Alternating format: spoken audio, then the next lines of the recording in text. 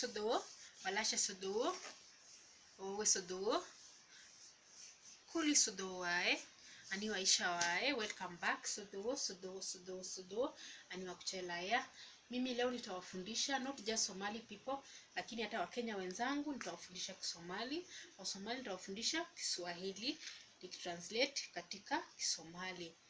Kwa mfano kata cher, kata cher, mama hoyo, baba abe, kaka walashe ama walal, paka bisat leta ken, weka dig yeye yag enda bah, bibi nakta ama nak, fimbo ul oga khabesi wae, mimi aniga sisi iyaga wae, wewe adiga wao iyaga wae, karibu sodowo, keti padiso, pesa lak, shilingi shilling, simama ka iyo takwae, kimbia orotwae,